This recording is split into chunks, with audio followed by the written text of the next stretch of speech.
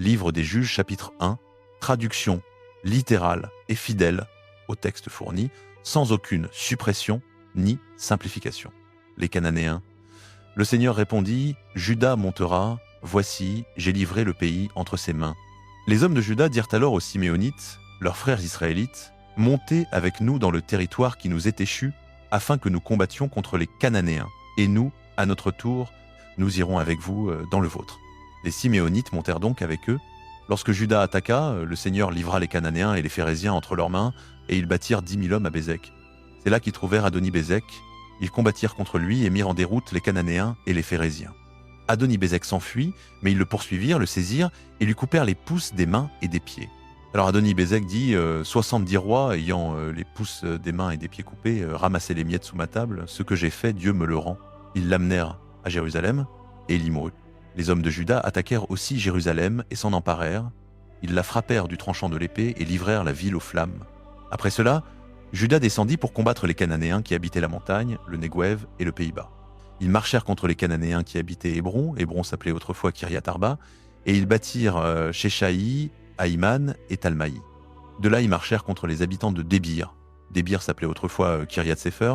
Caleb dit, « Je donnerai ma fille Aksa en mariage à celui qui attaquera Kiryat Sefer et s'en empara. » Othniel, fils de Kénaz, frère cadet de Caleb, s'en empara, et Caleb lui donna sa fille Aksa pour femme. Un jour, comme elle venait vers Othniel, elle l'incita à demander un champ à son père. Elle descendit de son âne et Caleb lui dit « Qu'as-tu » Elle répondit « Accorde-moi une grâce, puisque tu m'as donné dans une terre du Néguev, donne-moi aussi des sources d'eau. » Et Caleb lui donna les sources supérieures et les sources inférieures. Les descendants de Hobab le Kénien, beau-père de Moïse, montèrent de la ville des palmiers avec les fils de Juda, pour aller dans le désert de Juda qui est au midi d'Arad. Et ils allèrent habiter parmi le peuple. Ensuite les hommes de Juda partirent avec les Siméonites, leurs frères, et bâtirent les Cananéens qui habitaient de Tséphat. Ils vouèrent la ville à l'interdit, et on l'appela Horma.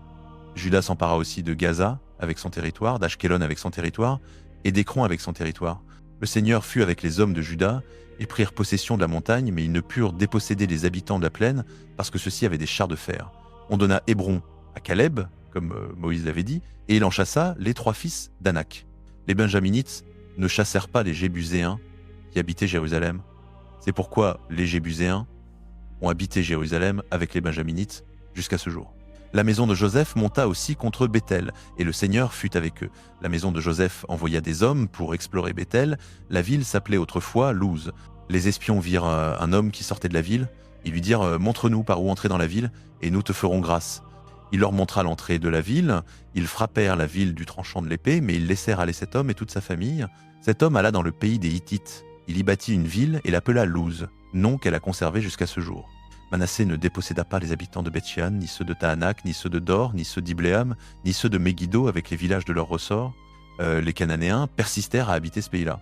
Quand Israël fut devenu plus fort, il soumit les Cananéens à un tribut, mais il ne les chassa pas entièrement. Éphraïm ne chassa pas les Cananéens qui habitaient Gézer. Les Cananéens habitèrent au milieu d'eux à Gézer. Zabulon ne chassa pas les habitants de Kitron, ni ceux de Nahalol. Les Cananéens habitèrent au milieu d'eux, mais ils furent soumis aux tribus. Assé ne chassa pas les habitants d'Akko, ni ceux de Sidon, ni ceux d'Alab, ni ceux d'Akzib, ni ceux de Helba, ni ceux d'Afik, ni ceux de Rehob. Les Azérites habitèrent au milieu des Cananéens, habitants du pays, car ils ne les chassèrent pas. Nephtali ne chassa pas les habitants de Beth-Shemesh, ni ceux de Beth-Anath. Il habita au milieu des Cananéens, habitants du pays, et les habitants de Beth-Shemesh et de Beth-Anath leur furent tributaires. Les Amoréens refoulèrent les fils de Dan dans la montagne et ne leur permirent pas de descendre dans la plaine. Les Amoréens persistèrent à demeurer à Arérès, à Ayalon et à Chalbim, mais la main de la maison de Joseph s'appesantit et ils furent soumis aux tribus. La frontière des Amoréens était depuis la montée des Scorpions, depuis Séla et au-delà. Livre des Juges chapitre 2.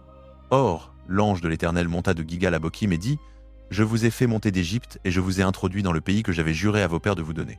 J'ai dit « Je ne romprai jamais mon alliance avec vous et vous ne ferez pas alliance avec les habitants de ce pays, vous renverserez leurs autels. Mais vous n'avez pas obéi à ma voix. Pourquoi avez-vous fait cela ?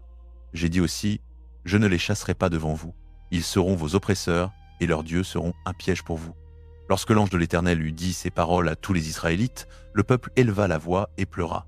Ils appelèrent ce lieu Bokim et ils y offrirent des sacrifices à l'Éternel. Après que Josué eut renvoyé le peuple, les Israélites allèrent chacun prendre possession de son héritage dans le pays. Le peuple servit l'Éternel tout le temps de Josué et tout le temps des anciens qui survécurent à Josué et qui avaient vu toutes les grandes œuvres que l'Éternel avait accomplies en faveur d'Israël. Josué, fils de Nun, serviteur de l'Éternel, mourut âgé de 110 ans. On l'enterra dans le territoire qu'il avait reçu en héritage, à Timnath-Hérès, dans la montagne d'Éphraïm, au nord du mont Gaash. Toute cette génération fut réunie à ses pères. Et il s'éleva après elle une autre génération qui ne connaissait pas l'Éternel, ni ce qu'il avait fait pour Israël. Les Israélites firent ce qui est mal aux yeux de l'Éternel et servirent les Baals. Ils abandonnèrent l'Éternel, le Dieu de leur père, qui les avait fait sortir du pays d'Égypte. Ils allèrent après d'autres dieux parmi les dieux des peuples qui les entouraient. Ils se prosternèrent devant eux et irritèrent l'Éternel. Ils abandonnèrent l'Éternel pour servir Baal et les Astartés. La colère de l'Éternel s'enflamma contre Israël. Il les livra entre les mains de pillards qui les pillèrent. Il les vendit entre les mains de leurs ennemis d'alentour, et ils ne purent plus tenir devant leurs ennemis. Partout où ils allaient, la main de l'Éternel était contre eux pour leur malheur, comme l'Éternel le leur avait dit, et comme l'Éternel le leur avait juré. Ils furent dans une grande détresse. L'Éternel suscita des juges qui les délivrèrent de la main de ceux qui les pillaient, mais ils n'écoutèrent pas non plus leurs juges, ils se prostituèrent à d'autres dieux et se prosternèrent devant eux. Ils se détournèrent promptement de la voie qu'avait suivie leur père, qui avait obéi au commandement de l'Éternel. Ils ne firent pas ainsi. Lorsque l'Éternel leur suscitait des juges, l'Éternel était avec le juge et les délivrait de la main de leurs ennemis pendant toute la vie du juge, car l'Éternel avait pitié de leurs gémissements devant ceux qui les opprimaient et les tourmentaient. Mais à la mort du juge, ils se corrompaient de nouveau plus que leur père, en allant après d'autres dieux pour les servir et se prosterner devant eux. Ils ne renonçaient à aucune de leurs pratiques ni à leur conduite obstinée. La colère de l'Éternel s'enflamma contre Israël, et il dit « Puisque cette nation a transgressé l'alliance que j'avais prescrite à leur père, et qu'ils n'ont pas écouté ma voix, je ne chasserai plus devant eux aucune des nations que Josué a laissées quand il est mort. Je les utiliserai pour mettre Israël à l'épreuve, afin de savoir s'ils suivront ou non la voie de l'Éternel, comme leurs pères l'ont suivi. L'Éternel laissa subsister ces nations au lieu de les chasser aussitôt, il ne les livra pas entre les mains de Josué. » Livre des Juges, chapitre 3. Voici les nations que l'Éternel laissa en place pour mettre à l'épreuve par elles tous les Israélites qui n'avaient pas connu toutes les guerres de Canaan. Il voulait seulement enseigner la guerre aux générations des Israélites qui n'en avaient pas encore l'expérience, les 5 princes des Philistins, tous les Cananéens, les Sidoniens et les Héviens qui habitaient la montagne du Liban, depuis la montagne de Baal-Hermon jusqu'à l'entrée de Hamath. Elles devaient servir à mettre Israël à l'épreuve pour savoir si ils obéiraient au commandement que l'Éternel avait prescrit à leur père par Moïse. Les Israélites habitèrent au milieu des Cananéens, des Hittites, des Amoréens, des Phéréziens, des Éviens et des Jébusiens. Ils prirent leurs filles pour femmes, donnèrent leurs propres filles à leurs fils et servirent leurs dieux. Les Israélites firent ce qui est mal aux yeux de l'Éternel. Ils oublièrent l'Éternel leur Dieu et servirent les Baals et les Ashéras. La colère de l'Éternel s'enflamma contre Israël. Il les vendit entre les mains de Cushan-Rishataïm, roi d'Aram-Naharaïm, et les Israélites furent asservis à Cushan-Rishataïm pendant 8 ans. Les Israélites crièrent à l'Éternel, et l'Éternel leur suscita un libérateur qui les délivra, Othniel, fils de Kénaz, frère cadet de Caleb. L'esprit de l'Éternel fut sur lui, il devint juge en Israël et partit en guerre. L'Éternel livra entre ses mains Cushan-Rishataïm, roi d'Aram, et sa main fut puissante contre Cushan-Rishataïm. Le pays fut en repos 40 ans jusqu'à la mort d'Othniel, fils de Kénaz. Les Israélites firent de nouveau ce qui est mal aux yeux de l'Éternel. L'Éternel donna de la force à Églon, roi de Moab, contre Israël, parce qu'ils avaient fait ce qui est mal aux yeux de l'Éternel. Églon s'adjoignit les Ammonites et les Amalécites, il partit, bâtit Israël, et s'empara de la ville des palmiers. Les Israélites furent asservis à Églon, roi de Moab, pendant 10 à 8 ans. Les Israélites crièrent à l'Éternel, et l'Éternel leur suscita un libérateur, Éhud, fils de Guéra, benjamite, qui se servait de la main gauche. Les Israélites envoyèrent par lui le tribut à Églon, roi de Moab. Éhud s'était fait une épée à 2 tranchants, longue d'une coudée, qu'il attacha sous ses vêtements à sa cuisse droite. Il présenta le tribut à Églon, roi de Moab. Or, Églon était un homme très gros. Après avoir présenté le tribut, Éhud renvoya les gens qui avaient porté le tribut. Étant lui-même arrivé aux idoles qui sont près de Gilgal, il revint et dit « Au roi, j'ai pour toi une parole secrète. » Le roi dit « Silence !» Et tous ceux qui étaient auprès de lui sortirent. Éhud s'approcha de lui comme il était assis seul dans sa chambre d'été et dit « J'ai pour toi une parole de Dieu. » Le roi se leva de son siège. Éhud porta la main gauche à son épée, la tira de sa cuisse droite et la lui enfonça dans le ventre. La poignée même entra après la lame, Et la graisse se referma sur la lame, car il ne retira pas l'épée de son ventre, et la lame sortit par derrière. Éhud sortit par le portique, ferma sur lui les portes de la chambre haute, et tira le verrou. Quand il fut sorti, les serviteurs du roi vinrent et virent que les portes de la chambre haute étaient fermées au verrou. Ils dirent, sans doute il se couvre les pieds dans la chambre d'été. Ils attendirent longtemps, mais comme ils n'ouvraient pas les portes de la chambre, ils prirent la clé et ouvrirent. Voici, leur maître était étendu par terre, mort. Pendant qu'il tardait, Éhud s'échappa. Il passa devant les idoles et se sauva à Séhira. Dès qu'il fut arrivé, il sonna de la trompette dans la montagne d'Éphraïm. Les Israélites descendirent avec lui de la montagne, et il se mit à leur tête. Il leur dit, « Suivez-moi, car l'Éternel a livré entre vos mains Moab, vos ennemis. » Ils descendirent à sa suite, s'emparèrent des gués du Jourdain vis-à-vis de Moab, et ne laissèrent passer personne. En ce temps-là, ils bâtirent environ 10 000 Moabites, tous robustes et vaillants, pas un n'échappa. Ce jour-là, Moab fut humilié sous la main d'Israël, et le pays fut en repos 80 ans. Après Éhud, il y eut Shamgar, fils d'Anath. Il bâtit 600 Philistins avec un aiguillon à bœuf, et lui aussi délivra Israël. Livre des Juges, chapitre 4. Les Israélites firent encore ce qui est mal aux yeux de l'Éternel, après qu'Éhud fut mort. L'Éternel les vendit entre les mains de Jabin, roi de Canaan, qui régnait à Hatzor. Le chef de son armée était Sisera, qui habitait à Rochet-Hagoïm. Jabin avait 900 chars de fer, et il opprima durement les Israélites pendant 20 ans. Alors les Israélites crièrent à l'Éternel. En ce temps-là, Déborah, une prophétesse, femme de Lapidote, jugeait Israël. Elle siégeait sous le palmier de Déborah, entre Rama et Béthel, dans la montagne d'Éphraïm, et les Israélites montaient vers elle pour être jugés. Elle envoya chercher Barak, fils d'Abinoam, de Kétesh en Nephtali, et elle lui dit « Voici ce que commande l'Éternel, le Dieu d'Israël. Va, marche sur le mont Tabor, et prends avec toi 10 000 hommes, des filles de Nephtali et des filles de Zabulon. J'attirerai vers toi, au torrent du Kishon, Sisera, chef de l'armée de Jabin, avec ses chars et ses troupes nombreuses, et je le livrerai entre tes mains. » Barak lui dit « Si tu viens avec moi, j'irai, mais si tu viens pas avec moi, je n'irai pas. » Elle répondit « J'irai certainement avec toi.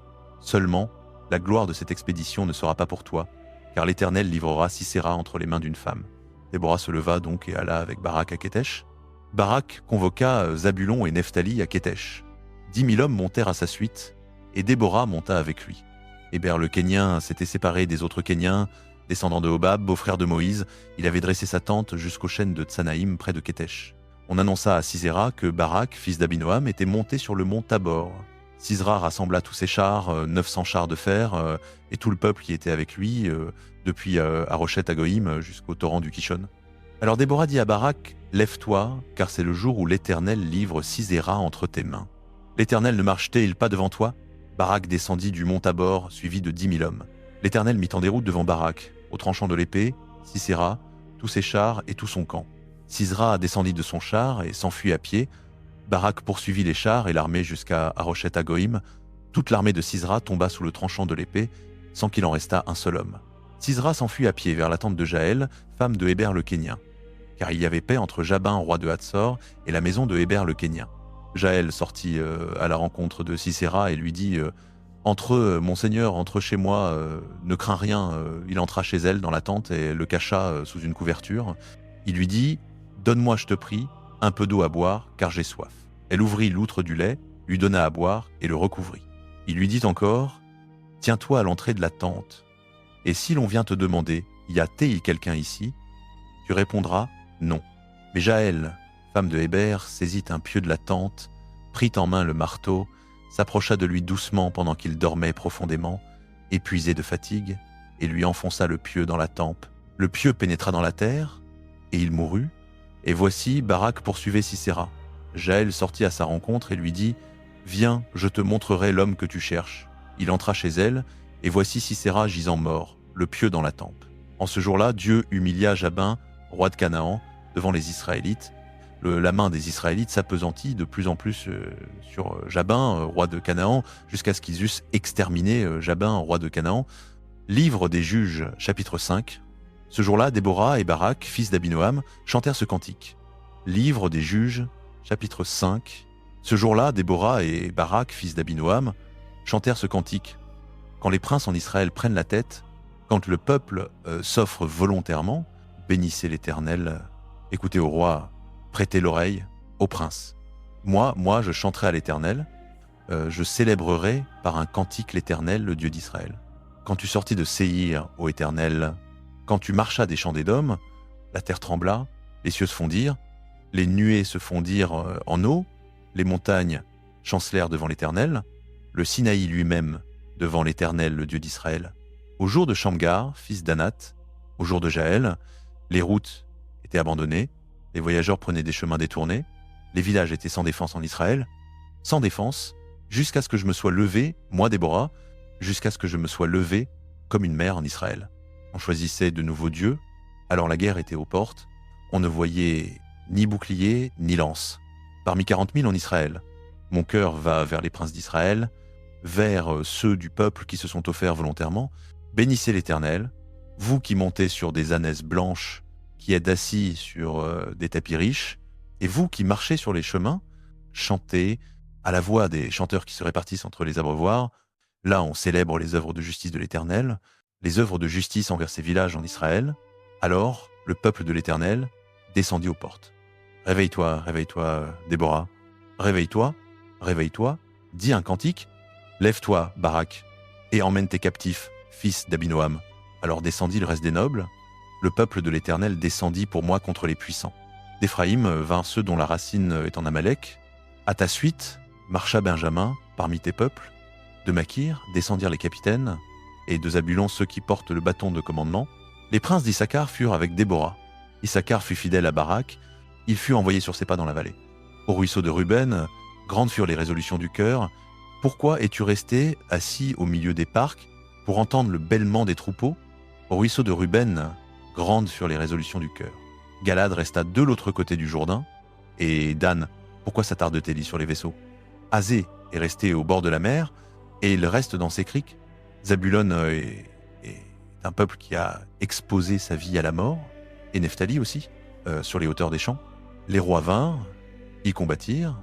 Alors combattirent les rois de Canaan, à Tahanak, près des eaux de Megiddo. Ils ne prirent nul butin d'argent. Du ciel, les étoiles combattirent. De leurs orbites, elles combattirent contre Sisera. Le torrent du Kishon les entraîna. Le torrent antique, le torrent du Kishon, marche mon âme avec force. Alors retentirent les sabots des chevaux, au galop de leurs puissants coursiers. Maudissez Mérose, dit l'ange de l'Éternel, maudissez ses habitants, car ils ne vinrent pas au secours de l'Éternel contre les héros. Bénie soit entre les femmes Jaël, femme de Héber le Kénien, bénie soit-elle entre les femmes qui habitent sous les tentes. Il demanda de l'eau, elle lui donna du lait. Dans une coupe magnifique, elle lui présenta de la crème. D'une main, elle saisit le pieu, et de sa droite, le marteau des travailleurs. Elle frappa Sisera, lui brisa la tête, elle fracassa et perça sa tempe. Au pied de Jaël, il s'est affaissé, il est tombé, il s'est couché. Au pied de Jaël, il s'est affaissé, il est tombé. Là où il s'est affaissé, là il est tombé, mort. Par la fenêtre, la mère de Sisera se penche et regarde à travers le treillis. Elle s'écrie « Pourquoi son char tarde-t-il à venir? Pourquoi ses attelages retardent-ils » Les plus sages de ces princesses lui répondent, et elle se répond à elle-même, ne partage-t-il pas le butin? Une jeune fille, 2 jeunes filles par homme, à Sisera un butin d'étoffe bigarrée, un butin d'étoffe bigarrée et brodée, des étoffes bigarrées et brodées de part et d'autre, pour le coup du vainqueur, ainsi périssent tous tes ennemis, ô Éternel. Mais ceux qui t'aiment sont comme le soleil, quand il paraît dans sa force. Et le pays fut en repos 40 ans. Livre des Juges, chapitre 6. Les Israélites firent encore ce qui est mal aux yeux de l'Éternel, et l'Éternel les livra entre les mains de Madian pendant 7 ans. La main de Madian fut puissante contre Israël. À cause de Madian, les Israélites se firent des retraites dans les montagnes, des cavernes et des lieux forts. Quand les Israélites avaient semé, les Madianites montaient avec les Amalécites et les fils de l'Orient. Ils envahissaient le pays, campaient contre eux, détruisaient les produits de la terre jusqu'aux abords de Gaza et ne laissaient rien à vivre en Israël, ni brebis, ni bœufs, ni ânes, car ils montaient avec leurs troupeaux et leurs tentes. Ils arrivaient comme une multitude de sauterelles. Eux et leurs chameaux étaient innombrables, et ils venaient dans le pays pour le ravager. Israël fut ainsi très appauvri par Madian, et les Israélites crièrent à l'Éternel. Comme les Israélites criaient à l'Éternel au sujet de Madian, l'Éternel leur envoya un prophète qui dit « Ainsi parle l'Éternel, le Dieu d'Israël. Je vous ai fait monter d'Égypte, et je vous ai fait sortir de la maison de servitude. Je vous ai délivré de la main des Égyptiens et de la main de tous ceux qui vous opprimaient. Je les ai chassés devant vous, et je vous ai donné leur pays. Je vous ai dit, je suis l'Éternel votre Dieu, vous ne craindrez pas les dieux des Amoréens dont vous habitez le pays. Mais vous n'avez pas écouté ma voix. L'ange de l'Éternel vint et s'assit sous le térébinthe d'Ophra, qui appartenait à Joas de la famille d'Abiézer. Gédéon, son fils, battait du froment au pressoir pour le mettre à l'abri des Madianites. L'ange de l'Éternel lui apparut et lui dit, « L'Éternel est avec toi, vaillant héros. » Gédéon lui répondit, « Ah, mon Seigneur, si l'Éternel est avec nous, pourquoi donc toutes ces choses nous sont-elles arrivées? Où sont tous ces miracles que nos pères nous racontent quand ils disent « L'Éternel ne nous a-t-il pas fait monter d'Égypte ?» Mais maintenant l'Éternel nous abandonne et nous livre entre les mains de Madian. L'Éternel se tourna vers lui et dit, « Va avec cette force que tu as et délivre Israël de la main de Madian. Ne suis-je pas celui qui t'envoie ?» Gédéon lui répondit, « Ah, mon Seigneur, avec quoi délivrerai-je Israël? Voici, ma famille est la plus pauvre en Manassé, et je suis le plus petit dans la maison de mon père. » L'Éternel lui dit, « Je serai avec toi, et tu battras Madian comme un seul homme. » Gédéon lui dit, « Si j'ai trouvé grâce à tes yeux, donne-moi un signe que c'est toi qui me parles. Ne t'éloigne pas d'ici, je te prie, jusqu'à ce que je revienne vers toi, que je apporte mon offrande et que je la dépose devant toi. » L'Éternel dit, « Je resterai jusqu'à ton retour. » Gédéon entra, prépara un chevreau, et, avec un épha de farine, fit des pains sans levain. Il mit la viande dans un panier, versa le bouillon dans un pot, apporta le tout sous le térébinthe et le présenta. L'ange de Dieu lui dit, « Prends la viande et les pains sans levain, pose-les sur ce rocher et répands le bouillon. » Gédéon fit ainsi. Alors l'ange de l'Éternel avança l'extrémité du bâton qu'il avait à la main, toucha la viande et les pains sans levain, le feu sortit du rocher, consuma la viande et les pains sans levain, et l'ange de l'Éternel disparut à ses yeux. Gédéon vit que c'était l'ange de l'Éternel, et il dit, « Malheur à moi, Seigneur Éternel, car j'ai vu l'ange de l'Éternel face à face. » L'Éternel lui dit, « La paix soit avec toi. Ne crains point, tu ne mourras pas. » Gédéon bâtit là un autel à l'Éternel et l'appela l'Éternel est paix. Il existe encore aujourd'hui à Ophra des Abiézrites. Cette même nuit, l'Éternel lui dit, « Prends le jeune taureau qui appartient à ton père et un second taureau de 7 ans, renverse l'autel de Baal qui est à ton père et coupe l'Achéra qui est à côté. Tu bâtiras ensuite un autel à l'Éternel ton Dieu sur le sommet de ce lieu fort en ordre convenable. Tu prendras le second taureau et tu l'offriras en holocauste avec le bois de l'Achéra que tu auras coupé. » Gédéon prit 10 hommes parmi ses serviteurs et fit ce que l'Éternel lui avait dit. Mais comme il craignait la maison de son père et les gens de la ville, il le fit de nuit et non de jour. Le matin, quand les gens de la ville se levèrent, voici que l'autel de Baal était renversé, que l'Achéra qui était à côté était coupée, et que le second taureau était offert en holocauste sur l'autel qui avait été bâti. Ils se dirent l'un à l'autre, « Qui a fait cela ?»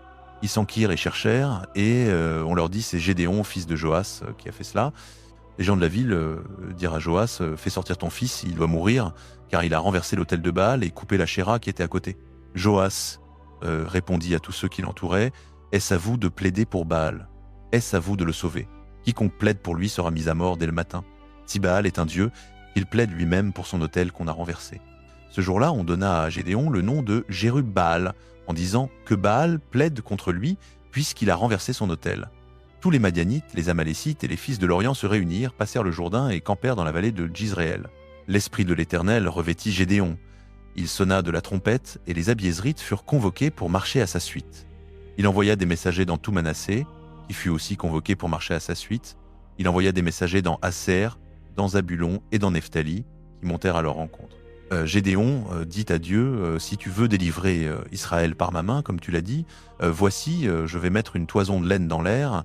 Si la toison seule est mouillée de rosée et que tout le sol reste sec, je connaîtrai que tu délivreras Israël par ma main, comme tu l'as dit. » C'est ce qui arriva. Gédéon se leva de bon matin, pressa la toison et en fit sortir la rosée, un plein bol d'eau. Gédéon dit à Dieu, « Que ta colère ne s'enflamme pas contre moi, et je ne parlerai plus que cette fois, que je fasse seulement encore une épreuve avec la toison. Que la toison seule reste sèche et que la rosée couvre tout le sol. » Cette nuit-là, Dieu fit ainsi. La toison seule resta sèche, et la rosée couvrit tout le sol. Livre des Juges, chapitre 7. Jérub-Baal, c'est-à-dire Gédéon, se leva de bon matin, ainsi que tout le peuple qui était avec lui, et ils campèrent près de la source de Harod. Le camp de Madian était au nord, vers la colline de Morée, dans la vallée. Livre des Juges, chapitre 7. Gédéon et tout le peuple qui était avec lui se levèrent de bon matin et campèrent près de la source de Harod. Le camp de Madian était au nord d'eux, dans la vallée, vers la colline de Morée. L'Éternel dit à Gédéon, « Le peuple qui est avec toi est trop nombreux pour que je livre Madian entre ses mains. Israël pourrait s'enorgueillir à mon détriment et dire, « C'est ma propre main qui m'a délivré. » Maintenant donc, fais cette proclamation aux oreilles du peuple, que celui qui a peur et qui tremble s'en retourne et quitte la montagne de Galaad. 22 000 hommes du peuple s'en retournèrent, et il en resta 10 000. L'Éternel dit à Gédéon, le peuple est encore trop nombreux, fais-les descendre vers l'eau, et là je les éprouverai pour toi. Celui dont je te dirai, celui-ci ira avec toi, et celui dont je te dirai, celui-ci n'ira pas avec toi, n'ira pas. Gédéon fit descendre le peuple vers l'eau, et l'Éternel dit à Gédéon, tous ceux qui laperont l'eau avec leur langue, comme lappe le chien, tu les mettras à part. De même tous ceux qui s'agenouilleront pour boire. Le nombre de ceux qui lapèrent l'eau dans leurs mains en la portant à leur bouche fut de 300 hommes, tout le reste du peuple s'était agenouillé pour boire. L'Éternel dit à Gédéon, c'est par les 300 hommes qui ont lapé que je vous sauverai et que je livrerai Madian entre tes mains, que tout le reste du peuple s'en aille, chacun chez soi. On prit les provisions du peuple et ses trompettes. Gédéon renvoya tous les hommes d'Israël, chacun dans sa tente, et il retint les 300 hommes. Le camp de Madian était au-dessous de lui dans la vallée. Cette même nuit, l'Éternel dit à Gédéon, « Lève-toi, descends au camp, car je l'ai livré entre tes mains. Si tu as peur d'y descendre, descends-y avec Pourra ton serviteur, et tu entendras ce qu'ils disent. Après cela, tes mains seront fortifiées, et tu descendras au camp. » Gédéon descendit avec Pourra, son serviteur, jusqu'aux avant-postes du camp.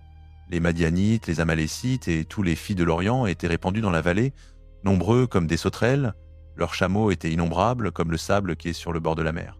Au moment où Gédéon arriva, un homme racontait un songe à son camarade. Il disait « J'ai fait un songe, voici un pain d'orge roulé dans le camp de Madian, il est venu heurter la tente, l'a renversée et elle est tombée sens dessus-dessous. » Son camarade répondit « Cela n'est autre chose que l'épée de Gédéon, fils de Joas, l'Israélite. Dieu a livré entre ses mains Madian et tout le camp. » Lorsque Gédéon eut entendu le récit du songe et son interprétation, il se prosterna, il revint au camp d'Israël et dit « Levez-vous, car l'Éternel a livré entre vos mains le camp de Madian. » Il divisa les 300 hommes en 3 corps, mit à la main de tous des trompettes et des cruches vides, avec des torches dans les cruches, et il leur dit « Regardez-moi et faites comme moi. Lorsque j'arriverai à l'extrémité du camp, ce que je ferai, vous le ferez aussi. Quand je sonnerai de la trompette, moi et tous ceux qui sont avec moi, vous sonnerez aussi de la trompette tout autour du camp, et vous direz « Pour l'Éternel et pour Gédéon. » Gédéon et les 100 hommes qui étaient avec lui arrivèrent à l'extrémité du camp au commencement de la veille du milieu, aussitôt après qu'on eut relevé les sentinelles. Ils sonnèrent de la trompette et brisèrent les cruches qu'ils avaient à la main. Les 3 corps sonnèrent de la trompette et brisèrent les cruches.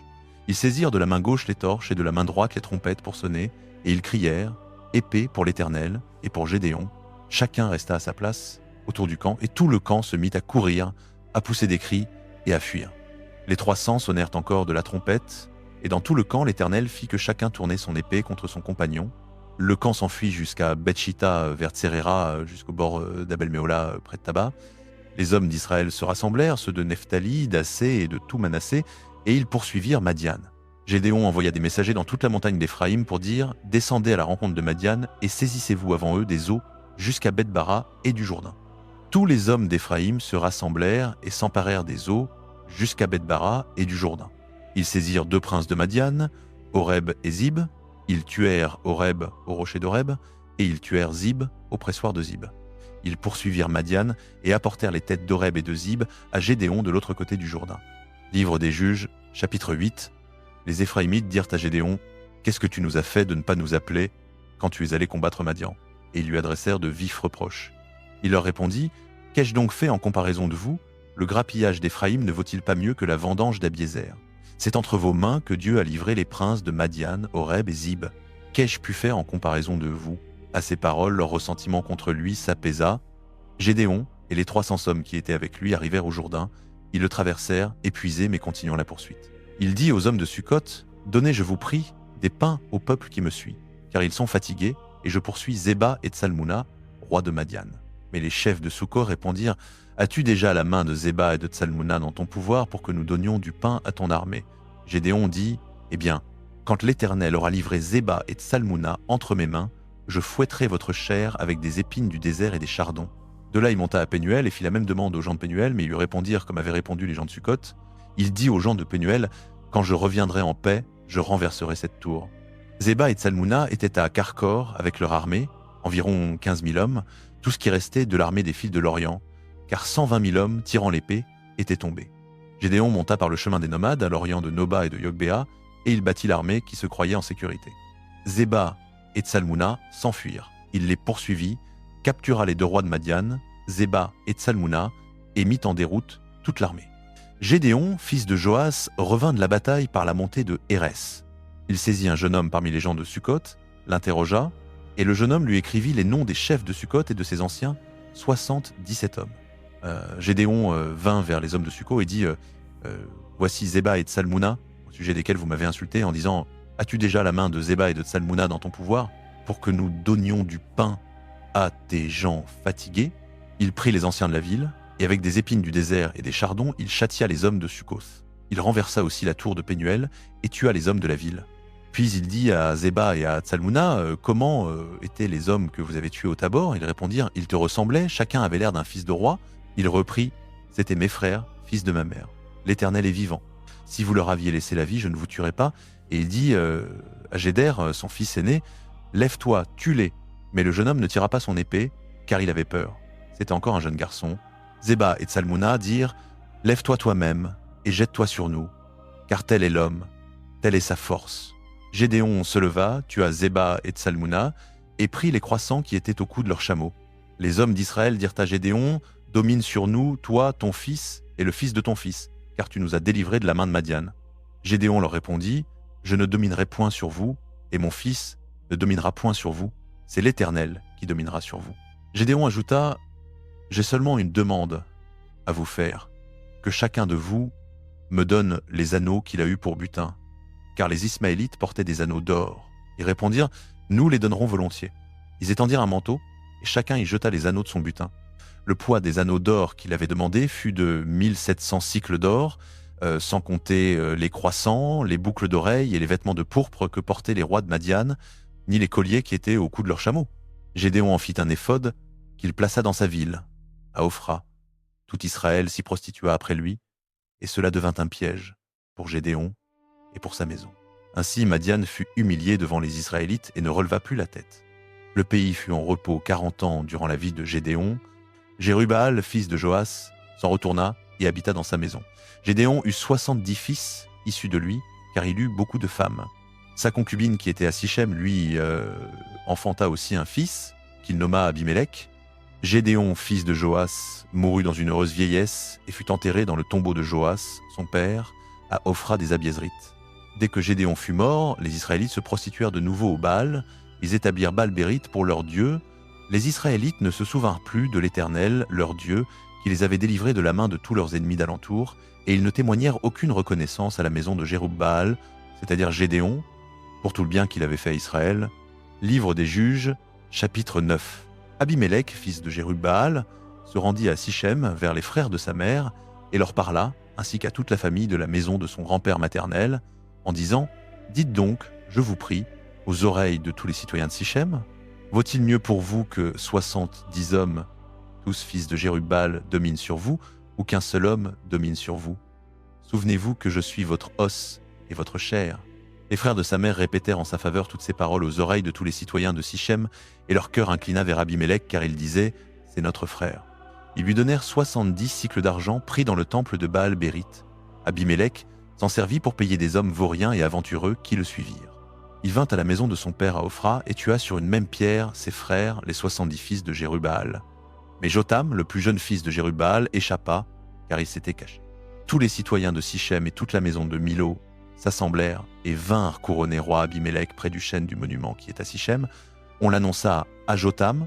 Il alla se poster au sommet du mont Garizim, éleva la voix et cria « Écoutez-moi, citoyens de Sichem, afin que Dieu vous écoute. » Un jour, les arbres se mirent en marche pour oindre un roi qui régna sur eux. Ils dirent à l'olivier « Règne sur nous. » Mais l'olivier leur répondit « Renoncerai-je à mon huile, qui sert à honorer Dieu et homme, pour aller m'agiter au-dessus des arbres ?» Alors les arbres dirent au figuier « Viens, toi, règne sur nous. » Mais le figuier leur répondit « Renoncerai-je à ma douceur et à mon bon fruit pour aller m'agiter au-dessus des arbres ?» Puis les arbres dirent à la vigne « Viens, toi, règne sur nous. » Mais la vigne leur répondit « Renoncerai-je à mon vin, qui réjouit Dieu et homme, pour aller m'agiter au-dessus des arbres ?» Enfin, tous les arbres dirent au buisson d'épines « Viens, toi, règne sur nous. » Et le buisson d'épines répondit aux arbres « Si c'est de bonne foi que vous moignez pour roi sur vous, venez vous réfugier sous mon ombrage, mais sinon, qu'un feu sorte du buisson d'épines et dévore les cèdres du Liban. » Il eut Maintenant donc, avez-vous agi loyalement et avec droiture en faisant roi Abimélec? Avez-vous bien agi envers Jérub-Baal et sa maison? Lui avez-vous rendu selon le bienfait de sa main? Mon père a combattu pour vous, il a exposé sa vie et vous a délivré de la main de Madian.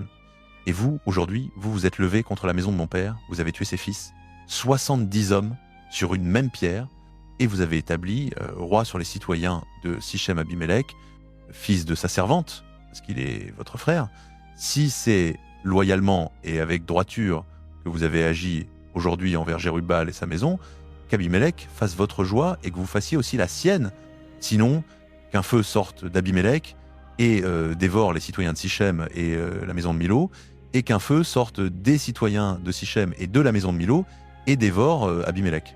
Puis Jotham s'enfuit, prit la fuite et se rendit à Béer, où il demeura, loin de son frère Abimélec. Abimélec domina sur Israël pendant 3 ans.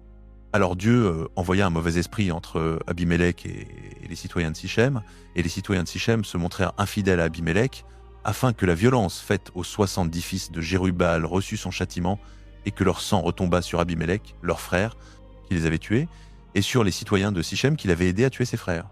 Les citoyens de Sichem placèrent en embuscade contre lui, sur les sommets des montagnes, des hommes qui dépouillaient tous les passants sur le chemin. On le rapporta à Abimélec. Gal, fils d'Ébed, vint avec ses frères et s'établit à Sichem, et les citoyens de Sichem eurent confiance en lui. Ils sortirent dans la campagne, vendangèrent leurs vignes, foulèrent le raisin et firent une fête. Ils entrèrent dans la maison de leur Dieu, mangèrent et burent, et maudirent Abimélec. Gal, fils d'Ébed, dit qui est Abimélec et qu'est Sichem pour que nous servions Abimélec? N'est-il pas fils de Jérub-Baal et Zéboul n'est-il pas son lieutenant? Servez les hommes de Hamor, père de Sichem. Mais nous, pourquoi le servirions-nous? Ah! Si ce peuple était entre mes mains, je chasserais Abimélec. Il dit à Abimélec, augmente ton armée et sors. Zéboul, gouverneur de la ville, apprit les paroles de Gal, fils d'Ébed, et sa colère s'enflamma. Il envoya secrètement des messagers à Abimélec pour lui dire « Voici que Gal, fils d'Ébed, et ses frères sont venus à Sichem, et ils soulèvent la ville contre toi. Lève-toi donc de nuit, toi et le peuple qui est avec toi, et mets-toi en embuscade dans la campagne. Le matin, au lever du soleil, tu fondras sur la ville. Quand Gal et le peuple qui est avec lui sortiront contre toi, tu lui feras selon ce que ta main trouvera. » Abimélec et tout le peuple qui était avec lui se levèrent de nuit et se placèrent en embuscade près de Sichem en 4 corps. Gal, fils d'Ébed, sortit et se tint à l'entrée de la porte de la ville. Abimélec et le peuple qui était avec lui se levèrent de leur embuscade. Gal aperçut le peuple et dit à Zéboul, « Voici du monde qui descend du sommet des montagnes. » Zéboul lui répondit, « Tu prends l'ombre des montagnes pour des hommes. » Gal reprit et dit, « Voici des gens qui descendent du milieu du pays, et une troupe arrive par le chemin du chêne des devins. » Alors Zéboul lui dit, « Où est donc ta bouche, toi qui disais, qui est Abimélec, pour que nous le servions? N'est-ce pas là le peuple que tu méprisais? Sors donc maintenant et combat-le. » Gal sortit à la tête des citoyens de Sichem et combattit Abimélec. Abimélec le poursuivit, il s'enfuit devant lui, et un grand nombre tombèrent morts jusqu'à l'entrée de la porte. Abimélec resta à Arouma, et Zéboul chassa Gal et ses frères qui ne purent plus rester à Sichem. Le lendemain, le peuple sortit dans la campagne, on le rapporta à Abimélec.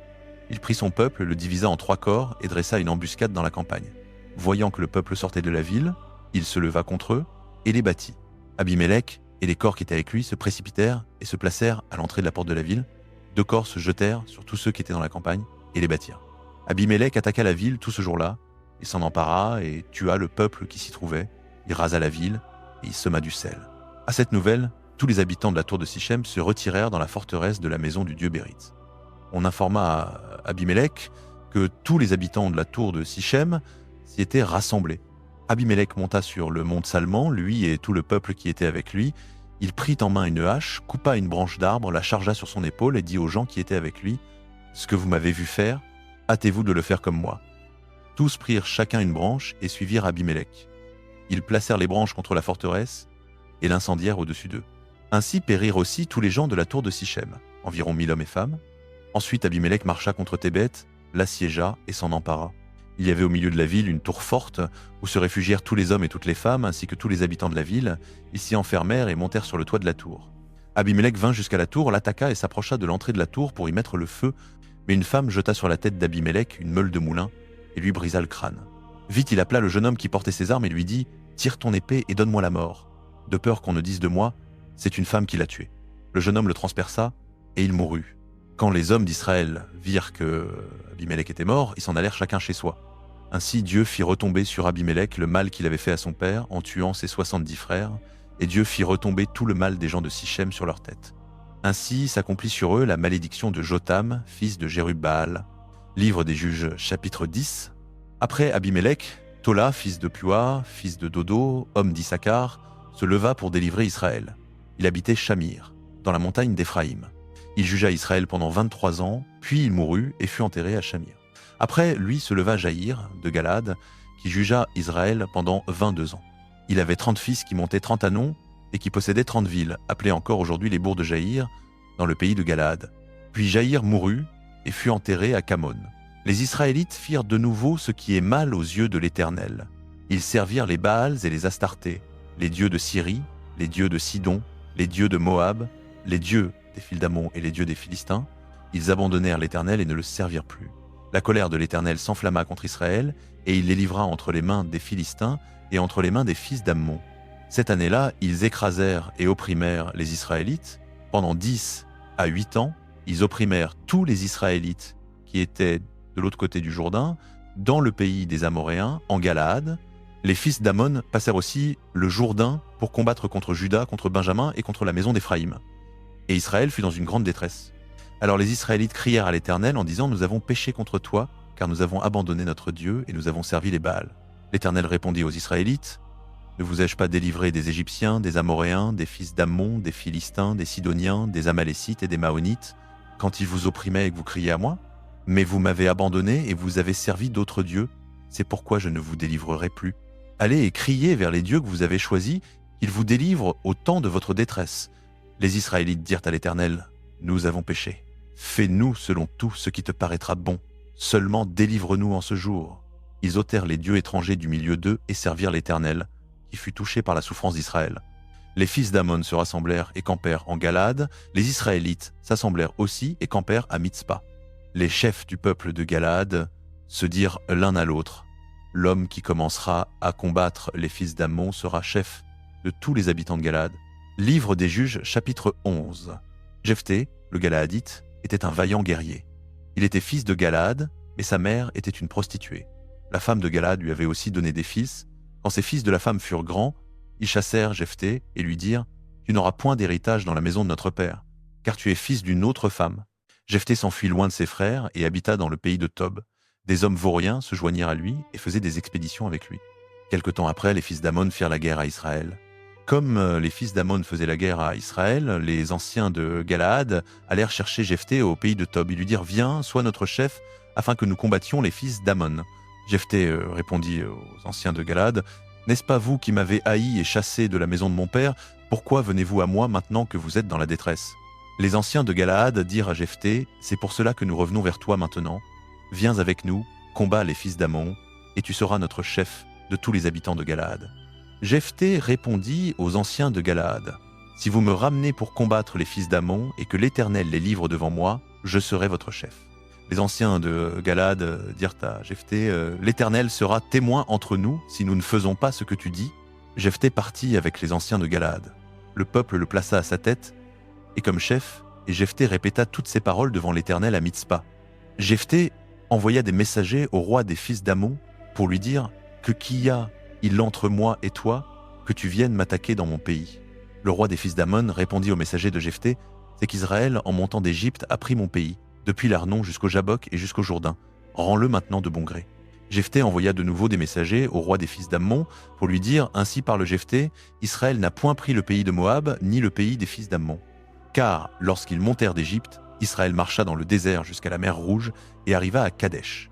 Alors Israël envoya des messagers au roi d'Édom pour lui dire « Laisse-moi passer par ton pays. » Mais le roi d'Édom n'y consentit pas. Il envoya aussi au roi de Moab, qui refusa, et Israël resta à Kadesh. Puis il marcha par le désert, tourna le pays d'Édom et le pays de Moab, arriva à l'orient du pays de Moab et campa au-delà de l'Arnon. Il n'entra pas dans le territoire de Moab, car l'Arnon est la frontière de Moab. Alors Israël envoya des messagers à Sihon, roi des Amoréens, roi de Heshbon, et Israël lui fit dire « Laisse-nous passer par ton pays jusqu'à notre lieu. » Mais Sihon n'eut pas assez confiance en Israël pour le laisser passer par son territoire. il rassembla tout son peuple, campa à Jahatz et combattit Israël. L'Éternel, le Dieu d'Israël, livra Sihon et tout son peuple entre les mains d'Israël, qui les battit. Israël s'empara de tout le pays des Amoréens qui habitaient cette contrée, il s'empara de tout le territoire des Amoréens depuis l'Arnon jusqu'au Jabbok et depuis le désert jusqu'au Jourdain.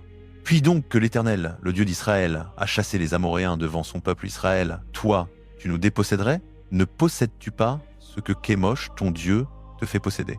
Et nous posséderons tout ce que l'Éternel, notre Dieu, nous donne à posséder. Es-tu meilleur que Balak, fils de Tsippor, roi de Moab? A-t-il jamais contesté avec Israël, ou lui a-t-il fait la guerre? Depuis 300 ans qu'Israël habite Heshbon et ses dépendances, Aroër et ses dépendances, et toutes les villes qui sont le long de l'Arnon, pourquoi ne les avez-vous pas reprises pendant ce temps-là? Je ne t'ai point offensé, et tu agis mal envers moi en me faisant la guerre. Que l'Éternel, le juge, soit aujourd'hui juge entre les Israélites et les fils d'Amon.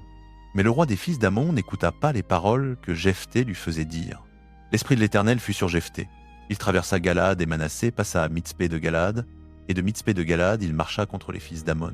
Jephthé fit un vœu à l'Éternel et dit « Si tu livres entre mes mains les fils d'Amon, la personne qui sortira des portes de ma maison au devant de moi à mon heureux retour de chez les fils d'Amon sera à l'Éternel, et je l'offrirai en holocauste. » Jephthé marcha contre les fils d'Amon, et l'Éternel les livra entre ses mains.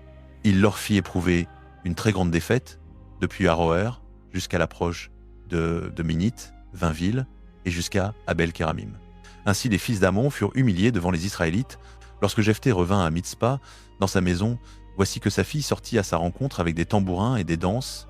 C'était son unique enfant, il n'avait ni fils ni autre fille. Dès qu'il la vit, il déchira ses vêtements et dit « Ah, ma fille, tu me jettes dans l'abattement, tu es au nombre de ceux qui me troublent. J'ai ouvert la bouche vers l'Éternel, et je ne puis me rétracter. » Elle lui dit « Mon père, tu as ouvert ta bouche envers l'Éternel, fais-moi selon ce qui est sorti de ta bouche, maintenant que l'Éternel t'a accordé vengeance contre tes ennemis, les fils d'Amon. » Et elle dit à son père « Que ceci me soit accordé, laisse-moi 2 mois pour aller descendre dans les montagnes et pleurer ma virginité avec mes compagnes. » Il dit « Va », et il la laissa aller pour 2 mois. Elle s'en alla avec ses compagnes et pleura sa virginité sur les montagnes. Au bout de 2 mois, elle revint vers son père, et il accomplit sur elle le vœu qu'il avait fait. Elle n'avait point connu d'homme. De là vient la coutume en Israël que, d'année en année, les filles d'Israël s'en vont pendant 4 jours déplorer la fille de Jephthé, le Galaadite. Livre des Juges, chapitre 12. Les hommes d'Éphraïm se rassemblèrent, passèrent à Tsaphon et dirent à Jephthé : « Pourquoi es-tu allé combattre les fils d'Amon sans nous appeler pour marcher avec toi? Nous allons brûler ta maison sur toi. » Jephthé leur répondit : « J'ai eu un grand différend, moi et mon peuple, avec les fils d'Amon. Je vous ai appelés, mais vous ne m'avez pas délivré de leurs mains. Quand j'ai vu que tu ne venais pas à mon secours, j'ai risqué ma vie, j'ai marché contre les fils d'Amon, et l'Éternel les a livrés entre mes mains. Pourquoi donc êtes-vous montés aujourd'hui contre moi pour me faire la guerre ?» Jephthé rassembla tous les hommes de Galaad et combattit Éphraïm. Les Galaadites battirent Éphraïm, car les Éphraïmites disaient : « Vous êtes des fugitifs d'Éphraïm, vous, Galaadites, au milieu d'Éphraïm et de Manassé. » Les Galaadites s'emparèrent des gués du Jourdain, du côté d'Éphraïm. Quand un fuyard d'Éphraïm disait « Laissez-moi passer », les hommes de Galaad lui demandaient « Es-tu Éphraïmite ?» S'il répondait non, il lui disait « Eh bien, dis Shiboleth ». Il disait Siboleth, car il ne pouvait pas bien prononcer. Alors il le saisissait et l'égorgeait au gué du Jourdain. Il périt en ce temps-là 42 000 hommes d'Éphraïm. Jephthé jugea Israël pendant 6 ans, puis Jephthé, le Galaadite, mourut et fut enterré dans une des villes de Galaad. Après lui, Ibsan de Bethléem jugea Israël. Il eut 30 fils et 30 filles. Il maria ses filles au dehors et fit venir du dehors 30 jeunes femmes pour ses fils. Il jugea Israël pendant 7 ans, puis Ibsan mourut et fut enterré à Bethléem. Après lui, Élon de Zabulon jugea Israël pendant 10 ans, puis Élon de Zabulon mourut et fut enterré à Aïalon, dans le pays de Zabulon. Après lui, Abdon, fils de Hillel, piratonite, jugea Israël. Il eut 40 fils et 30 petits-fils, qui montaient 70 anons. Il jugea Israël pendant 8 ans.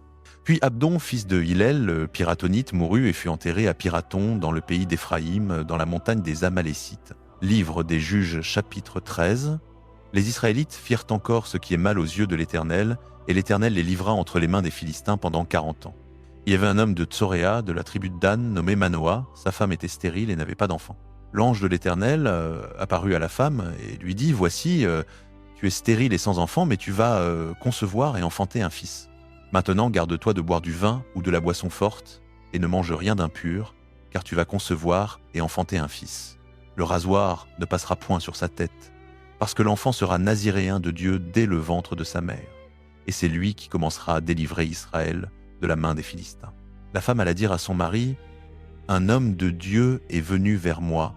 Il avait l'aspect d'un ange de Dieu très redoutable. Je lui ai pas demandé d'où il était, et il m'a pas fait connaître son nom.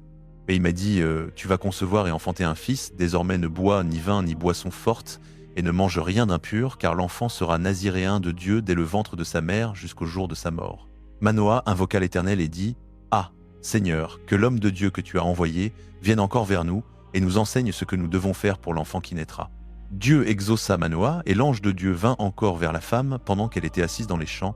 Manoah, son mari, n'était pas avec elle. La femme courut rapidement l'annoncer à son mari et lui dit, « Voici que l'homme qui était venu l'autre jour m'est apparu. » Manoah se leva, suivit sa femme, vint vers l'homme et lui dit, « Est-ce toi qui as parlé à cette femme ?» Il répondit, « C'est moi. » Manoah dit, « Lorsque tes paroles se seront accomplies, quelle sera la règle pour l'enfant et que devra-t-il faire ?» L'ange de l'Éternel répondit à Manoah, « La femme s'abstiendra de tout ce que je lui ai dit. Elle ne mangera rien de ce qui provient de la vigne. Elle ne boira ni vin ni boisson forte, et elle ne mangera rien d'impur. Elle observera tout ce que je lui ai prescrit. » Manoah dit à l'ange de l'Éternel, « Permets que nous te retenions et que nous te préparions un chevreau. » L'ange de l'Éternel répondit à Manoah, « Quand tu me retiendrais, je ne mangerai pas de ton pain. Mais si tu veux faire un holocauste, offre-le à l'Éternel. » Manoah ne savait pas que c'était l'ange de l'Éternel. Manoah dit à l'ange de l'Éternel, « Quel est ton nom afin que nous t'honorions quand ta parole sera accomplie ?» L'ange de l'Éternel lui répondit, « Pourquoi demandes-tu mon nom? Il est merveilleux. » Manoah prit le chevreau et l'offrande végétale, et les offrit en holocauste sur le rocher à l'Éternel. Et l'Éternel fit une chose merveilleuse pendant que Manoah et sa femme regardaient. Comme la flamme montait de l'autel vers le ciel, l'ange de l'Éternel monta dans la flamme de l'autel. Manoah et sa femme, voyant cela, tombèrent le visage contre terre. L'ange de l'Éternel n'apparut plus à Manoah et à sa femme. Alors Manoah comprit que c'était l'ange de l'Éternel, et il dit à sa femme, « Nous allons mourir, car nous avons vu Dieu. » Sa femme lui répondit, « Si l'Éternel avait voulu nous faire mourir, il n'aurait pas accepté de nos mains l'holocauste et l'offrande. Il ne nous aurait pas fait voir tout cela et ne nous aurait pas maintenant fait entendre pareille chose. » La femme enfanta un fils et lui donna le nom de Samson. L'enfant grandit et l'Éternel le bénit. L'esprit de l'Éternel commença à l'agiter à Mahanédan, entre Tsoréa et Eshtaol. Livre des Juges, chapitre 14. Samson descendit à Timna et y vit une femme parmi les filles des Philistins. Livre des Juges, chapitre 14. Il vit à Timna une femme parmi les filles des Philistins. Lorsqu'il fut remonté, il le déclara à son père et à sa mère en disant « J'ai vu à Timna une femme parmi les filles des Philistins, prenez-la maintenant pour ma femme. » Son père et sa mère lui dirent « N'y a-t-il pas de femme parmi les filles de tes frères et dans tout mon peuple pour que tu ailles prendre une femme chez les Philistins incirconcis ?» Samson dit à son père « Prends-la pour moi, car elle me plaît. » Son père et sa mère ne savaient pas que cela venait de l'Éternel, qui cherchait une occasion contre les Philistins, car en ce temps-là, les Philistins dominaient sur Israël. Samson descendit avec son père et sa mère à Timna. Comme ils arrivaient aux vignes de Timna, voici qu'un jeune lion rugissant vint à sa rencontre. L'esprit de l'Éternel saisit Samson, et sans avoir rien à la main, il déchira le lion comme on déchire un chevreau. Il ne dit pas à son père ni à sa mère ce qu'il avait fait. Il descendit et parla à la femme, et elle lui plut. Quelque temps après, il revint pour la prendre. Il se détourna pour voir le cadavre du lion, et voici qu'il y avait un essaim d'abeilles et du miel dans le corps du lion. Il prit le miel dans ses mains et en mangea pendant la route. Il rejoignit son père et sa mère, leur en donna, et ils en mangèrent. Mais il ne leur dit pas qu'il avait pris le miel du corps du lion. Le père de Samson descendit vers la femme, et là Samson fit un festin, car c'est ainsi qu'agissaient les jeunes hommes. Quand on le vit, on prit 30 compagnons qui furent avec lui. Samson leur dit « Je vais vous proposer une énigme. Si vous me l'expliquez pendant les 7 jours du festin et que vous la devinez, je vous donnerai 30 tuniques et 30 vêtements de rechange. Mais si vous ne pouvez pas me l'expliquer, c'est vous qui me donnerez 30 tuniques et 30 vêtements de rechange. » Ils lui répondirent « Propose ton énigme que nous l'entendions. » Il leur dit « De celui qui mange est sorti ce qui se mange, et du fort est sorti le doux. » Pendant 3 jours, ils ne purent expliquer l'énigme. Le 4e jour, ils dirent à la femme de Samson « Flatte ton mari pour qu'il nous explique l'énigme, sinon nous te brûlerons, toi et la maison de ton père. Est-ce pour nous dépouiller que vous nous avez invités ici ?» La femme de Samson se jeta sur lui en pleurant et dit « Tu me hais, tu ne m'aimes pas, tu ne m'aimes pas. Tu as proposé une énigme aux enfants de mon peuple et tu ne me l'as pas expliquée. » Il lui répondit « Je ne l'ai expliqué ni à mon père ni à ma mère, et je te l'expliquerai à toi. Elle pleura auprès de lui pendant tout le reste du festin. Le 7e jour, il la lui expliqua, parce qu'elle le tourmentait. Et elle expliqua l'énigme aux enfants de son peuple. Avant le coucher du soleil, le 7e jour, les gens de la ville lui dirent « Quoi de plus doux que le miel? Quoi de plus fort que le lion ?» Il leur répondit « Si vous n'aviez pas labouré avec ma génisse, vous n'auriez pas deviné mon énigme. » L'esprit de l'Éternel le saisit, et il descendit à Ashkelon. Il y tua 30 hommes, prit leurs dépouilles, et donna les vêtements de rechange à ceux qui avaient expliqué l'énigme. Puis, dans sa colère, il remonta à la maison de son père. La femme de Samson fut donnée à l'un de ses compagnons, avec qui il s'était lié d'amitié. Livre des Juges, chapitre 15. Quelque temps après, à l'époque de la moisson des blés, Samson alla visiter sa femme en apportant un chevreau. Il dit « Je veux entrer vers ma femme dans sa chambre. » Mais le père ne lui permit pas d'entrer. Le père dit « J'étais persuadé que tu l'avais prise en haine et je l'ai donnée à ton compagnon. Sa jeune sœur n'est-elle pas plus belle qu'elle? Prends-la donc à sa place. » Samson leur dit « Cette fois je suis innocent à l'égard des Philistins, si je leur fais du mal. » Samson s'en alla, attrapa 300 renards, prit des torches, tourna queue contre queue et mit une torche entre 2 queues, au milieu. Puis il alluma les torches et lâcha les renards dans les blés des Philistins. Il brûla ainsi les gerbes et le blé sur pied, ainsi que les vignes et les oliviers. Les Philistins dirent « Qui a fait cela ?» On répondit « Samson, le gendre du Timnien, parce que celui-ci lui a pris sa femme et l'a donnée à son compagnon. » Les Philistins montèrent et brûlèrent la femme et son père. Samson leur dit « Puisque vous agissez ainsi, je ne cesserai que lorsque je me serai vengé de vous. » Il les battit rudement jusqu'au carnage, puis il descendit et se retira dans la caverne du rocher d'Étam. Les Philistins montèrent, campèrent en Juda et se répandirent à Léhi. Les hommes de Juda dirent « Pourquoi êtes-vous montés contre nous ?» Ils répondirent « Nous sommes montés pour lier Samson, afin de le traiter comme il nous a traités. 3000 hommes de Juda descendirent à la caverne du rocher d'Étam et dirent à Samson « Ne sais-tu pas que les Philistins dominent sur nous? Que nous as-tu fait ?» Il leur répondit « Je leur ai fait comme ils m'ont fait. » Ils lui dirent « Nous sommes descendus pour te lier et te livrer entre les mains des Philistins. » Samson leur dit « Jurez-moi que vous ne me tuerez pas vous-même. » Ils lui répondirent « Non, nous voulons seulement te lier et te livrer entre leurs mains, mais nous ne te ferons pas mourir. » Ils le lièrent avec 2 corneuves et le firent monter du rocher. Lorsqu'il arriva à Léhi, les Philistins poussèrent des cris à sa rencontre. L'esprit de l'Éternel le saisit. Les cordes qu'il avait au bras devinrent comme du lin brûlé par le feu, et ses liens tombèrent de ses mains. Il trouva une mâchoire d'âne fraîche, étendit la main, la saisit et en tua 1000 hommes. Samson dit avec une mâchoire d'âne, je les ai bien entassés, avec une mâchoire d'âne, j'ai tué 1000 hommes. Quand il eut achevé de parler, il jeta de sa main la mâchoire, et l'on appela ce lieu Ramath-Léhi. Il eut soif, et il invoqua l'Éternel en disant « C'est toi qui as accordé par la main de ton serviteur cette grande délivrance, et maintenant mourrai-je de soif, et tomberai-je entre les mains des incirconcis. » Alors Dieu fendit le creux qui est à Léhi, et il en sortit de l'eau. Samson but, reprit ses forces, et se ranima. C'est pourquoi on a appelé cette source En-Akoré. Elle existe encore aujourd'hui à Léhi. Samson jugea Israël au temps des Philistins pendant 20 ans. Livre des Juges, chapitre 16. Un jour, Samson alla à Gaza. Il y vit une prostituée et entra chez elle. On dit aux gens de Gaza, « Samson est venu ici. » Ils l'entourèrent et se tinrent en embuscade toute la nuit à la porte de la ville. Ils restèrent tranquilles toute la nuit en disant « Au point du jour, nous le tuerons. » Samson resta couché jusqu'au milieu de la nuit. Alors il se leva, saisit les battants de la porte de la ville avec les 2 montants, les arracha avec la barre, les mit sur ses épaules et les porta au sommet de la montagne qui est en face d'Hébron. Après cela, il s'éprit d'une femme dans la vallée de Sorek. Elle s'appelait Délila. Les princes des Philistins montèrent vers elle et lui dirent « Flatte-le pour découvrir d'où vient sa grande force, et par quels moyens nous pourrions le maîtriser, le lier et le réduire à l'impuissance. Chacun de nous te donnera 1100 cycles d'argent. » Délila dit à Samson « Dis-moi, je te prie, d'où vient ta grande force et avec quoi il faudrait te lier pour te réduire à l'impuissance. » Samson lui répondit « Si on me liait avec 7 cordes d'arc fraîches, qui ne soient pas encore sèches, je deviendrais faible et je serais comme un autre homme. » Les princes des Philistins apportèrent à Délila 7 cordes d'arc fraîches qui n'étaient pas encore sèches, et elle le lia avec elle. Des hommes étaient embusqués dans la chambre.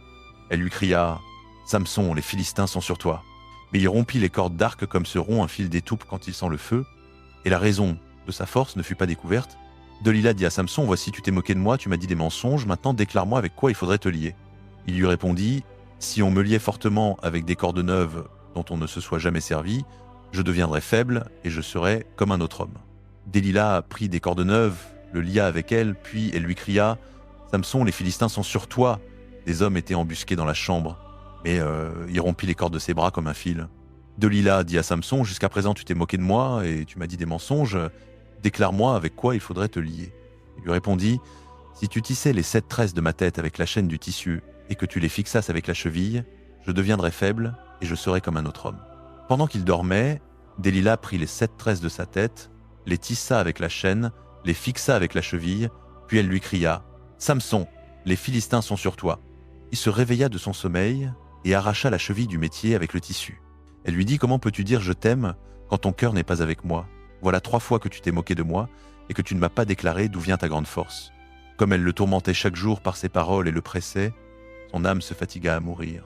Il lui ouvrit tout son cœur et lui dit, « Le rasoir n'a jamais passé sur ma tête, car je suis naziréen de Dieu dès le ventre de ma mère. Si j'étais rasé, ma force s'en irait, je deviendrais faible et je serais comme tous les hommes. » Delila vit qu'il lui avait ouvert tout son cœur. Elle envoya appeler les princes des Philistins et leur fit dire, « Montez encore cette fois, car il m'a ouvert tout son cœur. » Les princes des Philistins montèrent vers elle, apportant l'argent dans leurs mains. Elle l'endormit sur ses genoux, appela un homme et lui fit raser les 7 tresses de sa tête. Elle commença ainsi à le réduire, et sa force se retira de lui. Elle cria, « Samson, les Philistins sont sur toi. » Il se réveilla de son sommeil et dit, « Je m'en tirerai comme les autres fois et je me dégagerai. » Mais il ne savait pas que l'Éternel s'était retiré de lui. Les Philistins le saisirent, lui crevèrent les yeux, le firent descendre à Gaza et l'attachèrent avec des chaînes d'airain. Il tournait la meule dans la prison. Cependant, les cheveux de sa tête recommencèrent à pousser après qu'on les eut rasés. Les princes des Philistins s'assemblèrent pour offrir un grand sacrifice à Dagon, leur dieu, et pour se réjouir. Ils disaient, « Notre Dieu a livré entre nos mains Samson, notre ennemi. » Quand le peuple le vit, il loua son Dieu en disant, « Notre Dieu a livré entre nos mains notre ennemi, celui qui ravageait notre pays et qui multipliait nos morts. » Dans l'excès de leur joie, ils dirent, « Qu'on amène Samson pour nous divertir. » On fit sortir Samson de la prison et il joua devant eux. On le plaça entre les colonnes. Samson dit au jeune garçon qui le tenait par la main, « Laisse-moi toucher les colonnes qui soutiennent le temple, afin que je m'appuie contre elles. » Le temple était rempli d'hommes et de femmes, tous les princes des Philistins étaient là, et sur le toit environ 3000 hommes et femmes regardaient Samson jouer. Samson invoqua l'Éternel et dit, « Seigneur Éternel, souviens-toi de moi, je te prie. Ô Dieu, donne-moi de la force seulement cette fois, et que d'un seul coup je me venge des Philistins pour mes 2 yeux. » Samson embrassa les 2 colonnes du milieu sur lesquelles reposait le temple. Il s'appuya sur elles, la main droite sur l'une et la main gauche sur l'autre. Samson dit, « Que je meure avec les Philistins. » Il se pencha fortement, et le temple tomba sur les princes et sur tout le peuple qui s'y trouvait. Ceux qu'il fit périr à sa mort furent plus nombreux que ceux qu'il avait fait périr pendant sa vie. Ses frères et toute la maison de son père descendirent, l'emportèrent et l'enterrèrent entre Tsoréa et Eshtaol dans le tombeau de Manoah, son père. Il avait jugé Israël pendant 20 ans. Livre des Juges, chapitre 17. Il y avait un homme de la montagne d'Éphraïm nommé Miché. Il dit à sa mère, « Les 1100 cycles d'argent qu'on t'a pris, et à propos desquels je t'ai entendu prononcer une malédiction, cet argent est chez moi, c'est moi qui l'avais pris. » Sa mère dit, « Que l'Éternel te bénisse, mon fils. » Il rendit les 1100 cycles d'argent à sa mère, et sa mère dit, « Je consacre de ma main cet argent à l'Éternel pour mon fils, afin d'en faire une image taillée et une image en fonte. Maintenant je te le rends. » Après qu'il eut rendu l'argent à sa mère, elle prit 200 cycles d'argent et les donna au fondeur, qui en fit une image taillée et une image en fonte. Elles furent placées dans la maison de Miché. Cet homme, Miché, avait une maison de Dieu. Il fit un éphod et des téraphim, et il consacra l'un de ses fils, qui lui servit de prêtre. En ce temps-là, il n'y avait point de roi en Israël. Chacun faisait ce qui lui semblait bon. Un jeune homme de Bethléem de Juda, de la tribu de Juda, était lévite, et séjournait là. Cet homme partit de la ville de Bethléem de Juda pour chercher un autre lieu de séjour, et en route il arriva à la maison de Miché, dans la montagne d'Éphraïm. Miché lui dit, « D'où viens-tu » Il lui répondit, « Je suis lévite, de Bethléem de Juda, et je voyage pour trouver un lieu de séjour. » Miché lui dit, « Reste avec moi, sois pour moi père et prêtre, je te donnerai 10 cycles d'argent par an, les vêtements dont tu auras besoin et ta nourriture. » Le lévite entra. Il consentit à rester avec cet homme, et le jeune homme fut pour lui comme l'un de ses fils. Miché consacra le lévite, et le jeune homme lui servit de prêtre et demeura dans sa maison. Et Miché dit, « Maintenant je sais que l'Éternel me fera du bien, puisque j'ai ce lévite pour prêtre. » Livre des Juges, chapitre 18. En ce temps-là, il n'y avait point de roi en Israël. Et en ce temps-là, la tribu des Danites cherchait un territoire pour s'établir, car jusqu'alors, il ne lui était pas échu d'héritage au milieu des tribus d'Israël. Les fils de Dan envoyèrent donc de leur tribu 5 hommes vaillants, de Tsoréa et d'Eshtaol, pour explorer le pays et le reconnaître. Ils leur dirent, allez, explorer le pays. Ils arrivèrent dans la montagne d'Éphraïm jusqu'à la maison de Michée, et ils y passèrent la nuit. Comme ils étaient près de la maison de Michée, ils reconnurent la voix du jeune Lévite. Ils se dirigèrent de ce côté et lui dirent, qui t'a amené ici? Que fais-tu dans ce lieu? Qu'as-tu ici? Il leur répondit, Michée fait pour moi telle et telle chose, il me donne un salaire, et je lui sers de prêtre. Ils lui dirent, consulte Dieu, afin que nous sachions si notre voyage aura du succès. Le prêtre leur répondit, allez en paix, le voyage que vous faites est sous le regard de l'Éternel. Les 5 hommes partirent et arrivèrent à Laïch. Ils virent que le peuple qui y était vivait en sécurité, à la manière des Sidoniens, tranquille et confiant. Il n'y avait dans le pays personne qui les gênât en rien, et ils étaient éloignés des Sidoniens et n'avaient de relation avec personne. Ils revinrent auprès de leurs frères à Tsoréa et à Eshtaol, et leurs frères leur dirent « Qu'apportez-vous » Ils répondirent « Allons, montons contre eux, car nous avons vu le pays, et voici, il est très bon, et vous resteriez tranquilles. Ne tardez pas à aller prendre possession du pays. Quand vous y entrerez, vous arriverez vers un peuple en sécurité, et le pays est vaste, Dieu l'a livré entre vos mains, c'est un lieu où rien ne manque de tout ce qui est sur la terre. 600 hommes de la tribu des Danites partirent de Tsoréa et d'Eshtaol, armés pour la guerre. En route, ils campèrent près de Kiriath-Yarim en Juda. C'est pourquoi on appelle ce lieu Mahanedan jusqu'à ce jour. Il est à l'occident de Kiriath-Yarim. De là, ils passèrent dans la montagne d'Éphraïm et arrivèrent jusqu'à la maison de Michée. Alors les 5 hommes qui avaient exploré le pays de Laïch prirent la parole et dirent à leurs frères, « Savez-vous qu'il y a dans ces maisons-là un éphod, des téraphim, une image taillée et une image en fonte? Voyez maintenant ce que vous avez à faire ?» Ils se dirigèrent de ce côté, entrèrent dans la maison du jeune Lévite, dans la maison de Michée, et le saluèrent. Les 600 hommes de la tribu de Dan, armés pour la guerre, se tinrent à l'entrée de la porte. Les 5 hommes qui avaient exploré le pays montèrent, entrèrent dans la maison, prirent l'image taillée, l'éphod, les téraphim et l'image en fonte. Cependant, le prêtre se tenait à l'entrée de la porte avec les 600 hommes armés. Lorsque ces hommes furent entrés dans la maison de Michée et eurent pris l'image taillée, l'éphod, les téraphim et l'image en fonte, le prêtre leur dit « Que faites-vous » Ils lui répondirent « Tais-toi, mets ta main sur ta bouche et viens avec nous, tu seras pour nous père et prêtre. Vaut-il mieux que tu sois prêtre pour la maison d'un seul homme ou que tu sois prêtre pour une tribu et une famille en Israël ?»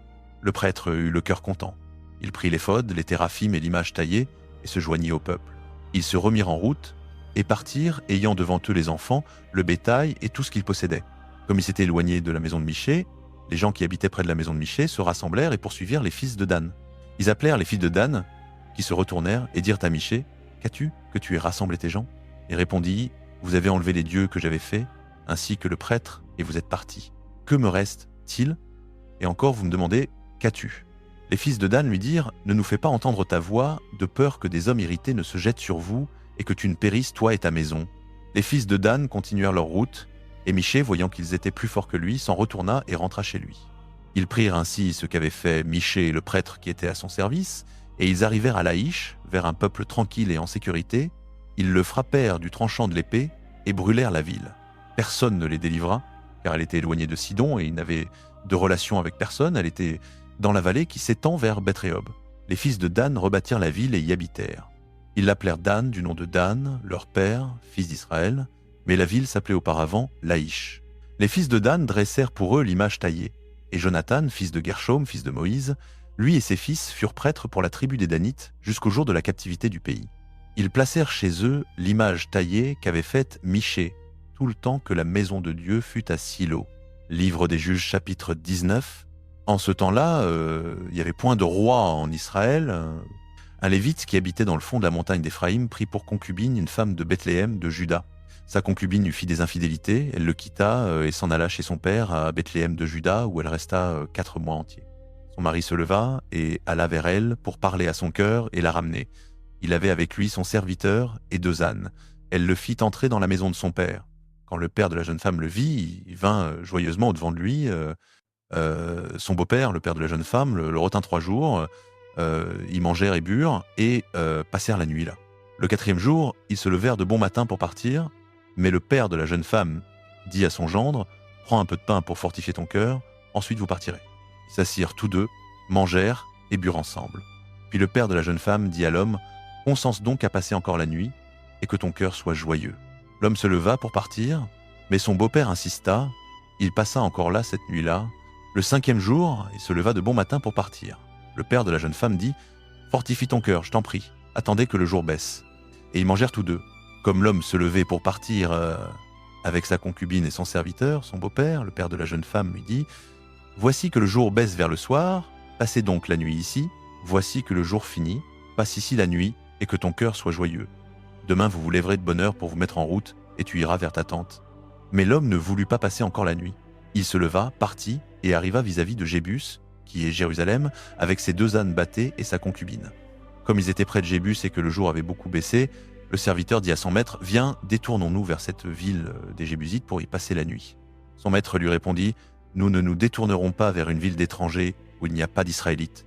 Nous irons jusqu'à Gibéa. » Il dit encore à son serviteur « Allons, approchons-nous de l'un de ces lieux, Gibéa ou Rama, pour y passer la nuit. » Ils continuèrent donc à marcher.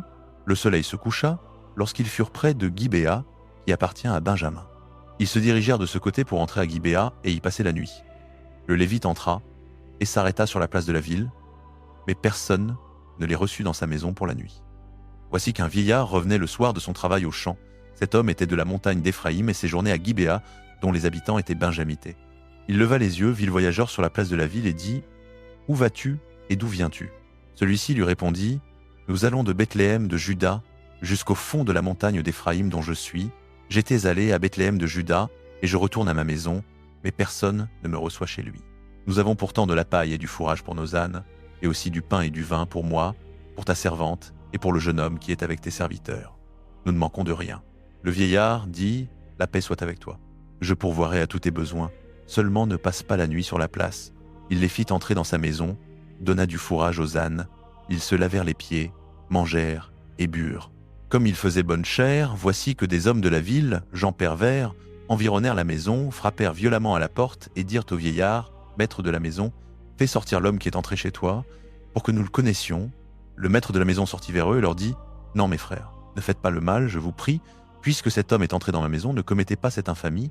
Voici ma fille qui est vierge et sa concubine. Je vais les faire sortir. Humiliez-les. Faites-leur ce qui vous plaira, mais à cet homme ne commettez pas cette infamie. » Mais ces hommes ne voulurent pas l'écouter. Alors le Lévite prit sa concubine et la leur amena dehors. Ils la connurent et abusèrent d'elle toute la nuit jusqu'au matin. Puis ils la renvoyèrent au lever de l'aurore. Au point du jour, la femme vint tomber à l'entrée de la maison du vieillard où était son maître, et elle y resta jusqu'à ce qu'il fît grand jour. Le matin, son maître se leva, ouvrit la porte de la maison et sortit pour continuer son chemin. Et voici que la femme, sa concubine, était étendue à l'entrée de la maison, les mains sur le seuil. Il lui dit « Lève-toi et partons ». Mais elle ne répondit pas. Alors il la chargea sur l'âne et partit pour regagner sa demeure. Lorsqu'il fut arrivé chez lui, il prit un couteau, saisit sa concubine et la coupa membre par membre en 12 parts, qu'il envoya dans tout le territoire d'Israël. Tous ceux qui virent cela dirent « Jamais pareille chose n'est arrivée ni ne s'est vue depuis que les Israélites sont montés du pays d'Égypte jusqu'à ce jour. Prenez-y garde, consultez-vous et prononcez. » Livre des Juges chapitre 20. Alors tous les Israélites sortirent depuis Dan jusqu'à Bir-Sheba et jusqu'au pays de Galaad. L'assemblée se réunit comme un seul homme devant l'Éternel à Mitzpah. Livre des Juges chapitre 20. Tous les Israélites sortirent alors, depuis Dan jusqu'à Bir-Sheba et jusqu'au pays de Galaad. L'assemblée se réunit comme un seul homme devant l'Éternel à Mitzpah.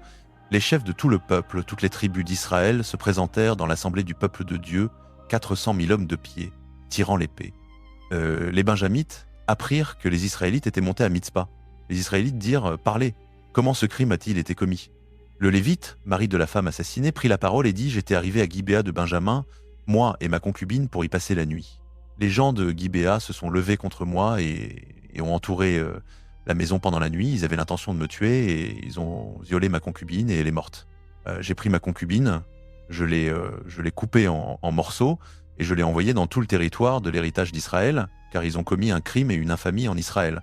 Vous voilà tous, Israélites, donnez ici votre avis et votre décision. » Tout le peuple se leva comme un seul homme en disant « Aucun de nous ne retournera dans sa tente, aucun de nous ne regagnera sa maison.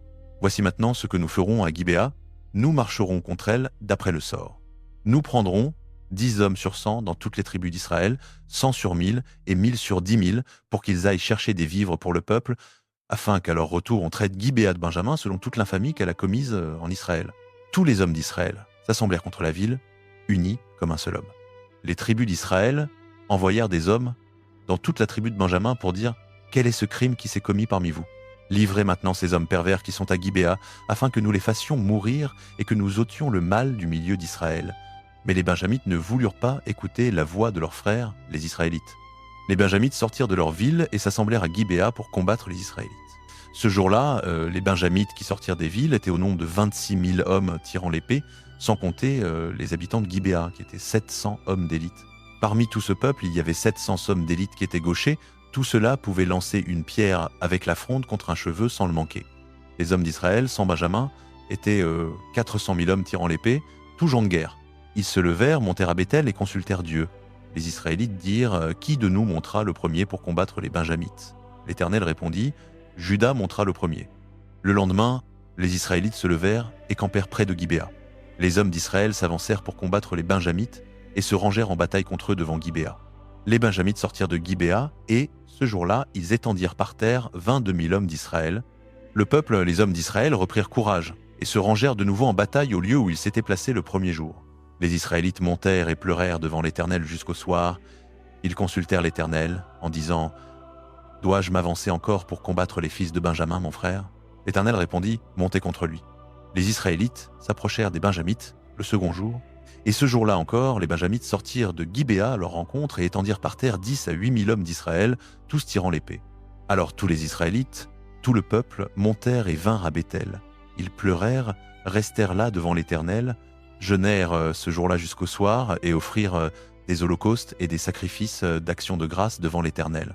Les Israélites consultèrent l'Éternel, car l'arche de l'alliance de Dieu était là en ce temps-là, et Phiné, fils d'Éléazar, fils d'Aaron, se tenait devant elle en ces jours-là. Ils dirent « Dois-je marcher encore pour combattre les fils de Benjamin, mon frère, ou dois-je m'en abstenir ?» L'Éternel répondit « Montez, car demain je les livrerai entre vos mains. » Israël plaça une embuscade autour de Gibéa.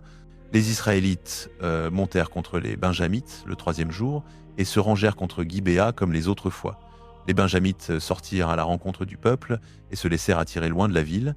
Ils commencèrent à frapper à mort dans le peuple, comme les autres fois, environ 30 hommes d'Israël, sur les routes dont l'une monte à Béthel et l'autre à Gibéa, et dans la campagne.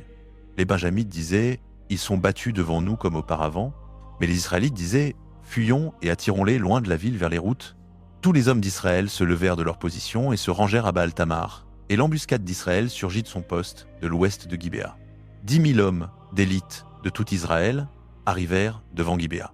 Le combat fut acharné, et les Benjamites ne se doutaient pas du malheur qui allait les atteindre. L'Éternel battit Benjamin devant Israël. Et ce jour-là, les Israélites détruisirent 25 100 hommes de Benjamin, tous tirant l'épée. Les Benjamites regardaient et voyaient que le désastre les atteignait. Les hommes d'Israël avaient cédé du terrain à Benjamin, parce qu'ils se fiaient à l'embuscade qu'ils avaient placée contre Gibéa. Les hommes en embuscade se précipitèrent rapidement sur Gibéa, s'y répandirent et frappèrent toute la ville du tranchant de l'épée. Les hommes d'Israël avaient convenu, avec ceux de l'embuscade, qu'ils feraient monter de la ville une épaisse fumée. Les hommes d'Israël firent volte-face dans la bataille. Les Benjamites avaient commencé à frapper à mort environ 30 hommes d'Israël et disaient « Certainement, ils sont complètement battus devant nous comme dans la première bataille. » Mais lorsque la colonne de fumée commença à s'élever de la ville, les Benjamites regardèrent derrière eux et virent la ville entière monter en flammes vers le ciel. Les hommes d'Israël avaient fait volte-face et les Benjamites furent épouvantés car ils voyaient que le malheur les atteignait. Ils tournèrent le dos devant les hommes d'Israël et prirent le chemin du désert. Mais le combat les serrait de près et ceux qui sortaient des villes les massacraient au milieu d'eux. Ils cernèrent Benjamin, le poursuivirent, l'écrasèrent facilement jusqu'en face de Gibéa, vers le levant. 18 000 hommes de Benjamin tombèrent, tous vaillants guerriers. Les Benjamites tournèrent le dos et s'enfuirent vers le désert, vers le rocher de Rimon. Mais les Israélites en firent une récolte de 5 000 hommes sur les routes, les poursuivirent jusqu'à Guidom et en frappèrent 2 000. Le total des Benjamites qui tombèrent ce jour-là fut de 25 000 hommes tirant l'épée, tous vaillants guerriers. 600 hommes tournèrent le dos et s'enfuirent vers le désert, au rocher de Rimon, où ils restèrent 4 mois. Les hommes d'Israël revinrent vers les Benjamites et les frappèrent du tranchant de l'épée, depuis les hommes des villes jusqu'aux bestiaux et tout ce qui s'y trouvait. Ils livrèrent aussi aux flammes toutes les villes qu'ils rencontrèrent. Livre des Juges chapitre 20 et 1, les hommes d'Israël avaient juré à Mitzpa en disant « Aucun de nous ne donnera sa fille pour femme à un Benjamite. » Le peuple vint à Béthel, et là il demeura jusqu'au soir devant Dieu. Ils élevèrent la voix, versèrent d'abondantes larmes et dirent « Éternel, Dieu d'Israël, pourquoi ce malheur est-il arrivé en Israël qu'aujourd'hui une tribu manque en Israël. Le lendemain, le peuple se leva de bon matin, bâtit là un autel et offrit des holocaustes et des sacrifices d'action de grâce. Puis les Israélites dirent: quel est, parmi toutes les tribus d'Israël, celui qui n'est pas monté à l'assemblée devant l'Éternel? Car on avait fait un serment solennel contre quiconque ne monterait pas vers l'Éternel à Mitzpah. On avait dit: il sera puni de mort. Les Israélites avaient pitié de Benjamin, leur frère, et ils disaient: aujourd'hui, une tribu a été retranchée d'Israël. Que ferons-nous pour procurer des femmes à ceux qui restent, puisque nous avons juré par l'Éternel de ne pas leur donner de nos filles pour femmes? Ils dirent donc: y a-t-il quelqu'un parmi les tribus d'Israël qui ne soit pas monté vers l'Éternel à Mitzpah? Et voici, personne de Jabesh en Galade n'était venu au camp à l'assemblée. On fit le dénombrement du peuple, et il ne s'y trouva aucun des habitants de Jabesh en Galade.